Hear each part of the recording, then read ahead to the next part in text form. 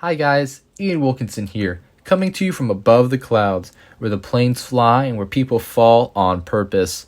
For DreamWorks, it's the perfect fishing spot. But when I talk about being above the clouds, I'm not talking about being loopy. I'm talking to you about being a big dreamer. No, I'm not talking about the dreaming you do when you're in math class. I'm talking about the dream you used to do as a kid. We wanted to be an astronaut or a nurse, or you wanted to rule the world or be a mobster criminal or whatever. You had dreams, man, and they were big, and nothing was going to stop you. And I had one of those dreams when I was younger, and I still have that dream today. And I think it's because of something that happened to me when I was 6. So, when I was 6, I was obsessed with construction. Like, I had the stickers on the wall, I had a hard hat, like I was going to work in an excavator. And I think part of the reason I dreamt of working on construction was because 6-year-old me is highly creative. Like, I was a Lego kid who put sets together without the manual. And I guess I feared that the best way to creatively construct something was in an excavator, or a big yellow cat, as I called them back then. Anyway, there's a small construction site next to my house. You might know where this is going. And there were loads of excavators and bulldozers and concrete makers. And one day my dad and I were driving past this fenced off construction site, and I was absolutely absorbed, like face against the windshield. And he must have noticed my absorption because before I knew it, we had pulled over and were in the construction site. And I was pretty frustrated. I mean, he just found a way to slip through the fence on the construction site without a hard hat. And everyone knows that you're supposed to wear a hard hat onto a construction site. But I guess it was okay because it wasn't active. There wasn't anyone there. And with the exception of other kids to share the experience, it was the perfect playground.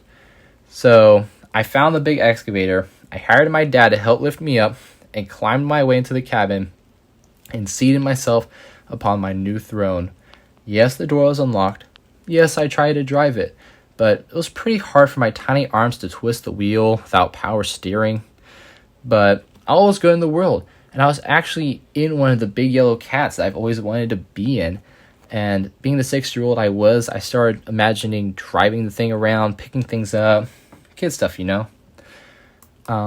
But then my self-induced reality was broken when I heard my dad's voice below, talking to the head honcho of the construction team. And before long, the voices stopped. I peered down to see what was going on, and I saw an orange hat bobbing its way up to my perch. And you know when you're a kid and you kind of hide, even though you know that they're going to see you, but it's more like, if I look at you, you don't see me. That's what I did when his face popped into view. And I was like, if I just don't pay attention to him and I stay here, maybe he won't notice me. But he must have noticed me because he started saying, come on, let's get down. And I mean, I was in the perfect spot. Like, I was right where I wanted to be. So naturally, I say no. And he tries again, and I say no. And so after a few more tries of this witty exchange of words, he says, move over. So I move over. And then he takes out his key, he turns the machine on, and he starts showing me what every little doohickey does. He didn't drive it around or anything, he didn't do anything dangerous, but he kind of just showed me around the machine. And I was satisfied, and he finally brought me down to my dad.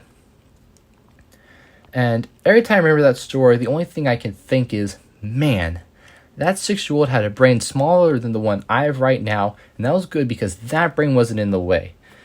He didn't let anything in the way of his dream of creation. He wasn't concerned with salary or grades. He just wanted to drive a big yellow cat because it was cool. And because of his pursuit of that dream of constructing and creating, that dream still resides with me today, just in the form of biomechanics. I didn't let anything get in the way of my dream of creation. Now I want you to create some dreams and live them out. Thank you.